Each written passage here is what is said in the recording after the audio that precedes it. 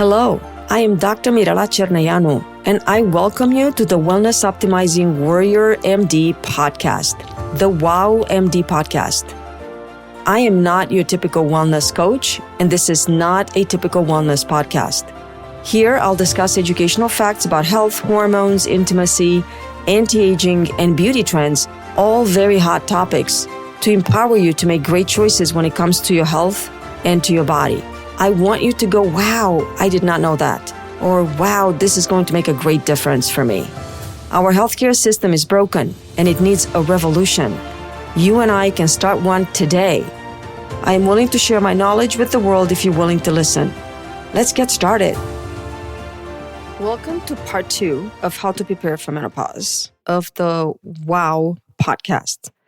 So in episode 1, it was all about awareness. Being aware what perimenopause is, what you would feel like, what are the symptoms, about all the changes that happen during perimenopause that are literally worse after menopause, because at least throughout perimenopause you have some hormones, but after menopause you have no hormones. And again, some things are going to be better after menopause and some things are going to get worse.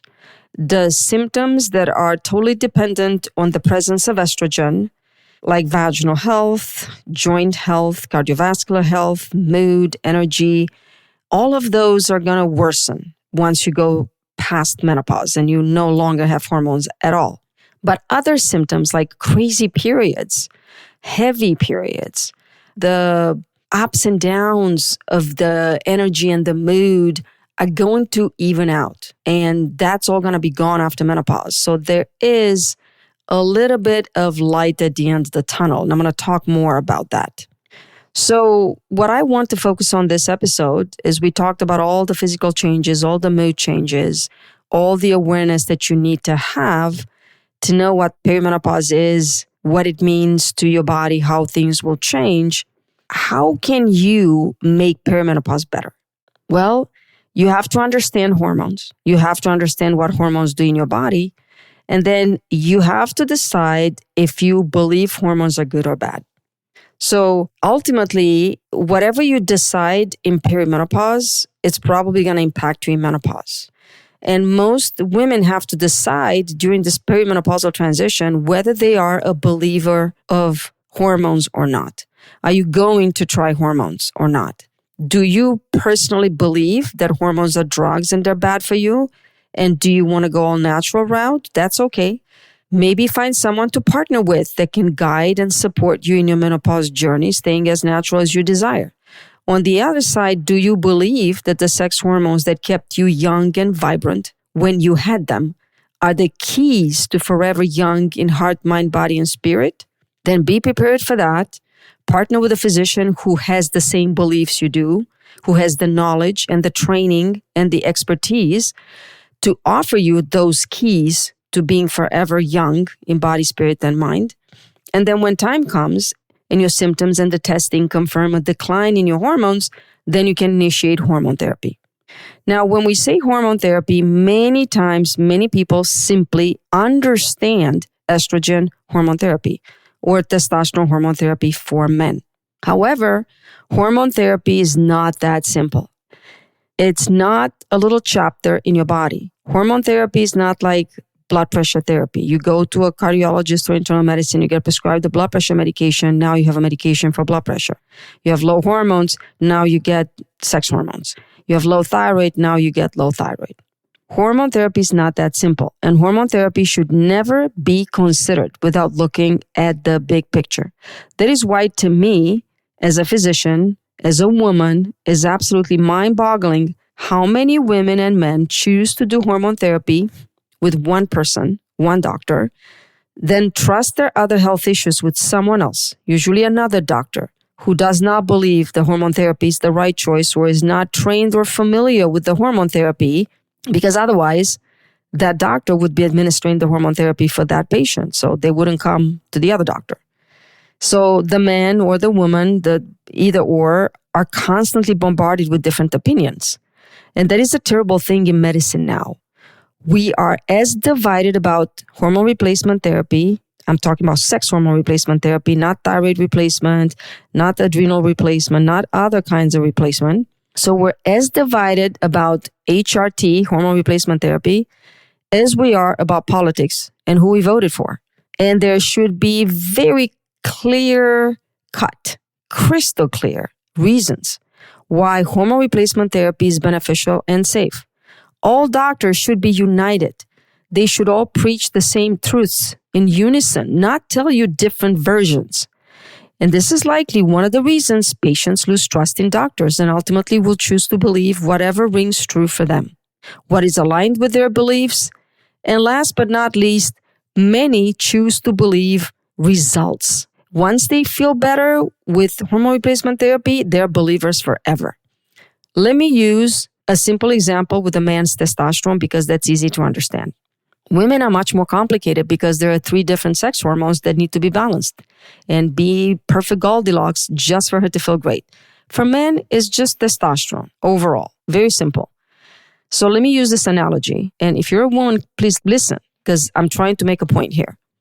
If you're a man, you're told your testosterone is low by the doctor who specialized in testosterone replacement. You are recommended to use testosterone to address your symptoms. You're considering it, but then you go see your primary care doctor, your internal medicine doctor, and you are told your testosterone is not low, is normal. The doctor who tells you it's normal does not tell you it is in range, but it's suboptimal, which is what he or she should tell you. He tells you it is normal. So who do you trust now? Well, the doctor that offered testosterone also offered it as a solution to your problems, to all your symptoms as a man. Fatigue, weight gain, mental fog, loss of muscle mass, loss of sexual desire, erectile dysfunction, etc. Right? The doctor who tells you that your testosterone is not low does not have a solution. Tells you it's all normal aging. You need to eat better, drink less, and exercise more. The doctor who tells you your testosterone is normal chooses to not address the fact that you're gaining weight, you now have high blood pressure, maybe you have plaque, maybe you are pre-diabetic, you have belly fat, you're tired, you can't sleep. And as a man, you're no longer that interested in sex and you can no longer maintain an erection is really hard. The same doctor telling you that testosterone is normal will offer no solution and tell you it's just normal aging. And again, try to explain how your testosterone, it's actually really good for your age, even though your testosterone is 500 or under, and how it could be a lot worse. For men, it is black and white as far as testosterone goes. It is either optimal above 700 to 1200. That is optimal, 700 to 1200. Or it is suboptimal if under 700, but above 500. And it's low at 400s and under. Testosterone for a man is dangerously low below 200s. And it might be too high if over 1400, which unfortunately is a side effect of testosterone shots for men because you have a significant surge in testosterone levels and testosterone in men can approach 2000 or more recently if tested after a shot is given. And then it gradually declines over the time span of a few days to 1 week until the next shot is due, which is why men get steroid rage and they have all kinds of issues. Want testosterone shots, okay? For women, it's more complicated because estrogen naturally starts at 30 to 50. That's the level. It starts early in the period when you're actually menstruating. And then it rises, the levels rise in response to the brain signals because eggs are recruited as a consequence from the signals from the brain. So once you start ovulating, it can go as high as 200 to 300 at peak ovulation, maybe higher, come down a little after ovulation.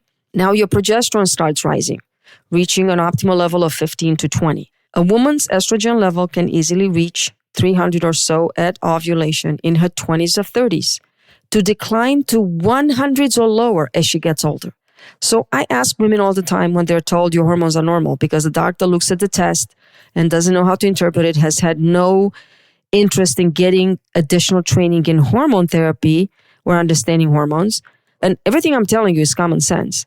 So the doctor says your hormones are normal, but it doesn't take into account that you felt at 300 estrogen a whole lot different than you feel at estrogen of 80, okay? So in women, most women are confronted with the same situation as I described before for men. They have these terrible issues. They feel terrible. They go see someone like me who loves and understands hormones and believes in hormones, believes in what they can do, but more importantly, who understands the loss of hormones and what it does to a woman's body, mind, and spirit, and they come asking for help. They are revealing most times that the previous doctor or doctors have told them either that their hormones are normal or that it's in their head. And worse, they were offered an antidepressant. Actually, even worse, the doctor refused to order hormone testing without any explanation why. Now, I do not believe doctors should be telling women in perimenopause that it's normal aging. You should put up with it. Unfortunately, many do that. However, women are smart, strong. They want to stay strong and capable for their families, for their job, and want to stand up for themselves. Women are fighters. So they go look for help somewhere else. They find someone like me who believes hormones are great, and we form a partnership. Many times the woman prefers that her GYN matters are being taken care of by another doctor, which she is used to seeing, and who probably delivered all her babies, right? And many times the majority of women have a different primary care doctor who they believe it's necessary, but who unfortunately will tell them estrogen is dangerous and you don't need estrogen after menopause. And that will undermine their trust and faith. And now they start doubting the hormone replacement therapy, patch or cream or pellet they chose, and start to question what they're doing, even though they felt great on the therapy, even though the hormone replacement therapy made them feel so much better. And most of the times is the thing that saved their sleep, their sanity, and their marriage. Let's say that is you, and you have experienced an immediate, extraordinary relief for the majority of your symptoms. Now you feel back to yourself again, no hot flashes, better sleep, normal mental clarity. You have good mood, better energy, better vaginal lubrication. You're able to enjoy sex again and have an orgasm. Again, results speak for themselves, but women respect their doctors. They respect the doctor's education and knowledge, and when they're told two different truths, they do not know who to believe sometimes. And they could lose trust in both doctors, and that is terrible. One of the worst things that we can do as physicians is undermine our patients' trust in us. If a physician tells a woman you have estrogen deficiency and your symptoms are highly correlating with estrogen deficiency and your symptoms will be resolved with estrogen therapy, then if that doctor has different data, then you should always ask to have it presented to you. If that doctor believes their colleague is doing something wrong, then ask them to give the other doctor a call. But unfortunately, the doctors who tell women not to use hormone replacement therapy have no explanation, no arguments in favor of why not to do it, other than an archaic, disputed, and disproved study. I guess they stopped reading about HRT after the study was published and made headlines in early 2000s, and that was it. So a lot of the times, this is a big decision. Now, here's the thing, and this is what I tell women all the time. What should I do, doctor? What would you do? What's your advice? What do you think I should do?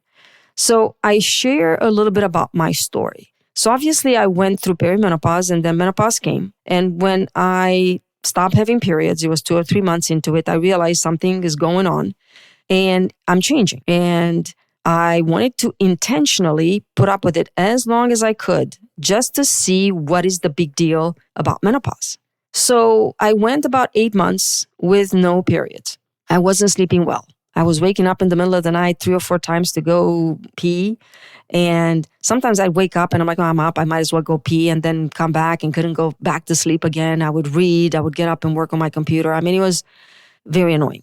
However, I still had energy. But the nights when I didn't sleep, which in the past I used to just keep going like a little Energizer bunny the next day, I wasn't able to do so. I would come to work the next morning and I would be dragging and look forward to the end of my day so I can actually finally have a good sleep. And then when I was exhausted, I would have a good sleep. So things changed. I became more irritable, more moody. I became a little short with my husband, sometimes my staff. I tried to stay very impartial and very non-reactive with my patients. So that I don't think came across in patient care very much. But when you let your guard down and you're more yourself, obviously with staff and husband, things changed. So didn't get in any trouble, even though things were kind of rocky at the practice with my staff and my team. However, 8 months into it, I decided to just start hormones. I'm like, what's the big deal? Let me just start hormones and see what it feels like. It's kind of like, and I tell the patients the same analogy. You look at a pool and you really want to dive in, but you're like, let me just put my toe in. Let's just see how warm it is and how cold it is. What can I brace for? Okay, what can I expect? So I put my toe in the hormone pool. I started using a hormone cream. I used it for 3 months. And I remember one day we were vacationing in Hawaii and I had all this energy I hadn't had in a long time. And my husband literally asked me, knowing that I'm using the cream now, what is in that cream? Are you putting crack cocaine in that cream? What is in that cream? Because I literally felt like I got my energy back from when I was in my 30s. And I wanted to do all these things and I was super hyper, like when I was young, but my husband wasn't young anymore. So his energy level did not match mine. So that was a very interesting comment. And it showed me that, hey, even though I didn't realize it, my energy had improved. Unfortunately, that cream made me sensitized. I wasn't tolerating it. So I used a different kind of cream. But using a cream daily was not for me. I would constantly forget to use it. So then when time came to decide between not using the cream, because obviously it wasn't working for me, I would forget to use it 50% of the time and it didn't work. I gained 15 pounds. It was really annoying. I looked at either doing a patch or doing pellet therapy. And at that point, I decided to bite the bullet and do pellets. I have been doing pellets for my patients for 4 years already. And I'm like, I'm just going to try pellet therapy. It's the same thing. Let's see if it works. And I gave it 9 months and I stuck with it. And I loved what it did to my body and how it changed. I got my hormones balanced. It took me about 6 months to get there. And I tell my story to everybody who asks. In November 2018 is when I started. And I had an insertion. Then I had another one in January because I went too low. I managed my own dosing. And then I did another one in April. So from November to April, it's 5 months or so. I had 3 insertions. I wanted to go slow and I wanted to dose it just right. And I didn't want to have it's too much and I'm hyped up on hormones, right? So in June, not April, I noticed things are changing because by now my hormones have stabilized. They've gotten close to what they used to be in my late 30s. And I started feeling good. And between June and September, I dropped 15 pounds at the drop of a hat in 3 months with no effort. Nothing changed. I even thought I was sick. So I actually actively tried to gain weight. So, and once I gained 5 pounds, I'm like, okay, yeah, I got to get back to my diet, my eating healthy. So that's my story. And coming back to the topic and what we're talking about is how can a hormone or those 3 hormones, estrogen, progesterone, testosterone, but usually the bad rep is estrogen. How can a hormone that makes women feel so good can be so dangerous for them? I might be preaching to the choir because you've heard me say this in a previous podcast episode. But if you keep listening to me, podcast or social media, I say this all the time. They are not dangerous. These 2 hormones, estrogen and testosterone, with progesterone, nourished our bodies from puberty until menopause without causing any cancer. Why would these hormones turn cancerous in our bodies suddenly after the age of 50? Why is the testosterone good for men until they die, but estrogen is dangerous for women after 50? There are many educated voices like mine out there. I'm not the only one. It is the voice of common sense, and these arguments are common sense. Estrogen is not bad. Estrogen is amazing. The naysayers about estrogen are usually uneducated, not up to date, and have not read any other literature other than what they've heard or that they've been told about the study that was released in the early 2000s by the World Health Organization that gave estrogen a bad reputation, and they simply repeat what they heard from other naysayers that are also misinformed. Now, a few words about this study that gave estrogen such a bad reputation, and I'm not going to bore you with it, but I'm just going to tell you that it turns out that the study had 2 groups, a group that received estrogen only and a group that received estrogen with progestin. Now, both of these groups received a bad estrogen. This is what we call it in bioidentical world, bad estrogen. It was pregnant horses' urine extracted 17 equine estrogens to make a pill and given orally. So the group that received estrogen only, no progestin, had lower rates for breast cancer, cardiovascular events. They had no problem with dementia or urinary incontinence. But the group that received estrogen with progestin, which was a bigger group, because the women that received estrogen only were women with hysterectomies, and most women still had their uterus. These women that had the progestin added to protect their uterus had all the bad outcomes that made headlines. So common sense would say it was not the estrogen, even though it was a bad estrogen. Horse estrogen from horse's urine in a pill form, even though it was the wrong kind of estrogen, it's not even estrogen that caused all the issues, but the progestin. So what other conclusion can we draw? Progestin is a foreign synthetic hormone. Estrogen is our own God-given hormone, the one and only that nourished your body for decades. All women have estrogen, and all women wanted estrogen after menopause because it made them feel better.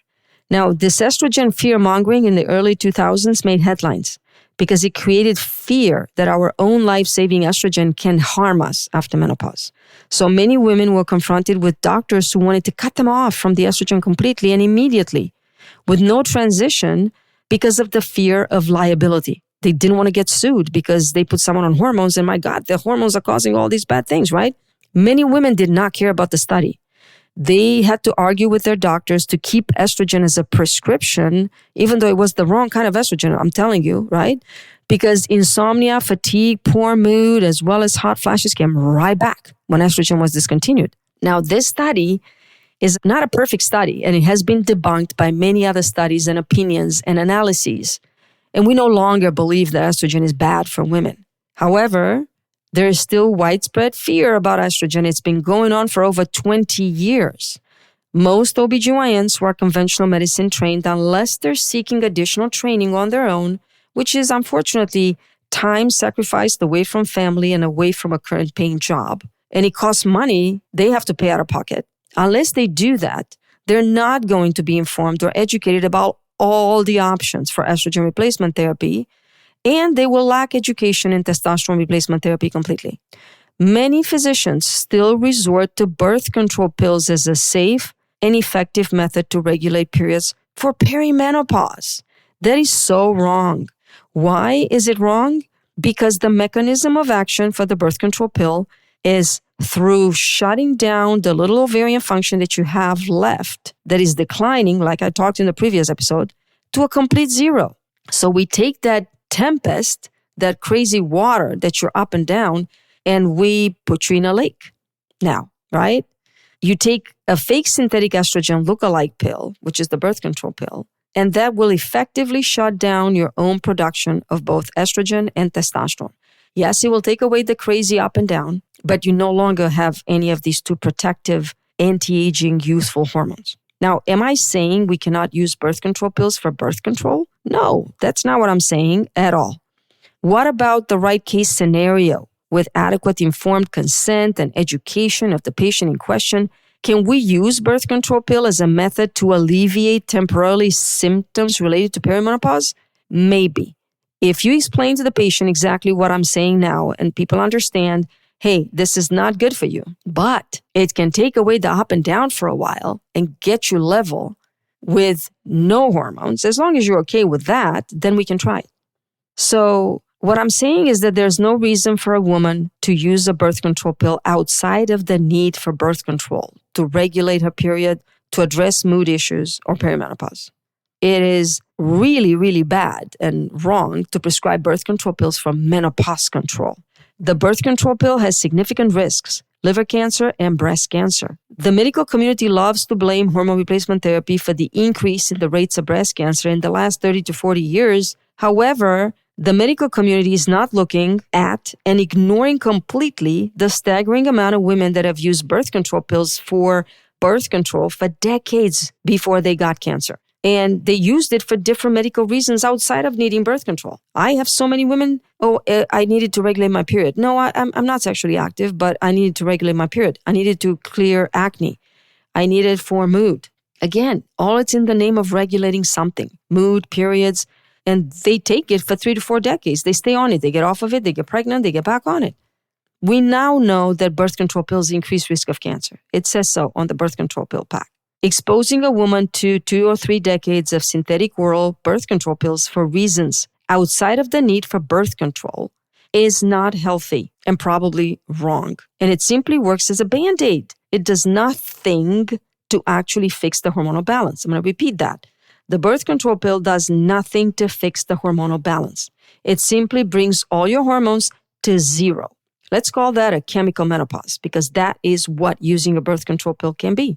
Check your estradiol level while you're on the pill if you don't believe me. It's probably going to be under 30, which is consistent with menopause levels. So technically, when you take a birth control pill, it's a chemical menopause, regardless of your age. You could be in your 20s. Now, let me switch hormones for a second and talk about testosterone for women. I call it the magic hormone for menopause because it does just that. It does magic. Magic for your energy, magic for your mood, and sometimes magic for your weight and your sex life. If you don't believe me, just try it. Just like I told you my story. You dip your toe in the pool and you make a commitment that you're going to try something for 6 months, 3 months. You try the testosterone cream. It doesn't work. I don't feel anything. Okay, let's go up a little bit. I still don't feel anything. And you're on a pretty good dose. Let's try the pellet. You get the pellet. You're like, oh my God, this is amazing. I feel so much better. Then you got your answer. So coming back to the birth control pill, because I want to finish this topic, taking a birth control pill will naturally decrease your testosterone by more than 50% because the majority of your natural testosterone comes from your ovaries and the rest comes from your adrenal. Now, why would you want to do that? Cut down your testosterone by half.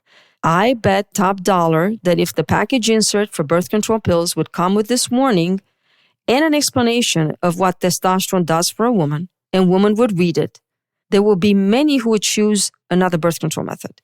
More so if, as a physician, you would counsel a perimenopause patient, she'd come to you, she's like, oh my God, my moods are crazy, my energy is low, I don't want to have sex anymore. Can you help me? And if you say, well, I can give you a birth control pill, it will make your mood more stable, it won't help your weight, it won't help your sex drive, but it will cut off your testosterone, which helps all these things.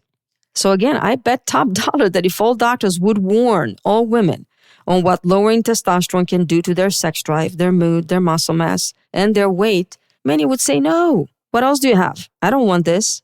So to sum it up, the key to being prepared for menopause and perimenopause is understanding your hormones, what they do in your body and how you feel. And also what you need to be prepared for is the fact that menopause is not a transition. Go back to my previous episode, part 1, and listen to it. Menopause is the rest of your life after your last period. Most women focus, and I want to mention this because this is important, most women focus on the very annoying and life-disturbing hot flashes.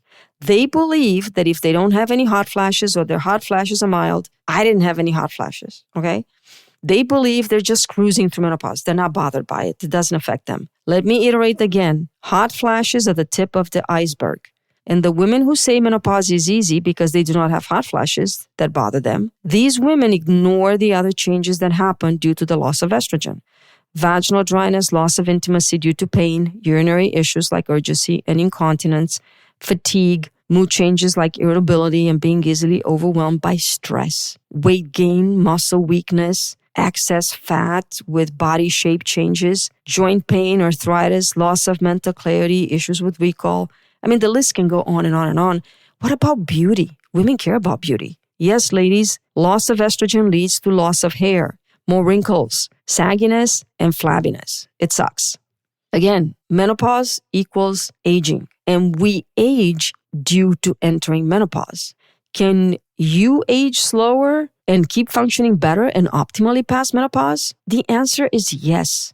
Hormone replacement therapy helps for sure. But if you're a believer that you can definitely have a better menopause, if you ask for and get help managing other things like insulin resistance, your sleep with herbal stuff, you can balance lifestyle with current body demands for physical activity and mental stress, you manage your mood changes with supplements and vitamins, that's an option too. So I don't want to be all negative about menopause. Menopause kind of sucks, but last but not least, in menopause and life after menopause, it's also about finding joy in our growing families. It's about finding the peace and quiet and maybe enjoying retirement, enjoying freedom from the constant time and energy consuming that is involved in childcare, that is involved in building and achieving a career. but more so about the childcare, right? Because you're over that, you're done, your kids are out of the house, and now they're married, they're having kids. So you better start getting ready for some grandchild babysitting, in which case you better feel in top shape and be physically agile, as well as have focus and mental clarity to deal with the unexpected.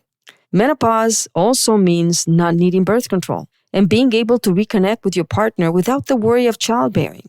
Now, again, if that annoying loss of desire and loss of motivation to have sex with painful issues rear its ugly head, there's very easy help. You don't have to do pellets or patches. There's vaginal estrogen. There's all kinds of other things that you can do. We have lasers. We have the PRP shot called the O shot. There's all kinds of things, right? You don't have to use hormones. So menopause can still be enjoyable. Also, last but not least, menopause means no more periods and the nuisance of having to deal with the pads, the tampons, not being able to participate fully in certain activities due to the menstrual flow. Menopause can mean wisdom and grace. Ultimately, menopause can mean anything you want it to mean to you. And the choice is always yours as to what kind of menopause you are going to have. Now, I will close here. And rest assured, there are many options and many doctors who can help you prepare and get ready for menopause. And our practice, Hera Beauty and Wellness and Hera Healthcare, is one of them. Call our office to make an appointment or send us a message on our website, www.herabeautyandwellness.com, asking for help, and we will come to the rescue. We honestly look forward to working with you to help you find your best path to a peaceful and joyful menopause transition, whatever that looks like for you. Thank you so much for listening. If you are one of my faithful listeners and you are finding value and enjoying these episodes, please feel free to leave me a review on whatever platform you're listening to. Also, if you find the content in these topics useful, not just to you, but to someone else, a friend, a loved one, or simply an acquaintance that you know could benefit from the knowledge I share here, please feel free to forward my podcast to them. If you live in California and you'd like to work with our practice to help you achieve your wellness goals, please go to our website, www.herabeautyandwellness.com, and request an appointment. It will be our privilege to help you in any way, shape, and form we can. Any suggestions on a topic of beauty, wellness, or anti-aging are welcome. All you have to do is go to the website, leave a suggestion into the AI chat, and I promise you, if you ask, I will listen and add your suggestion to my list of topics that I want to get to as soon as possible. Please join our Facebook group, The Wellness Optimizing Warrior MD. It's a small growing community that focuses on wellness, on what's new, what's safe, and what works in beauty, wellness, and anti-aging.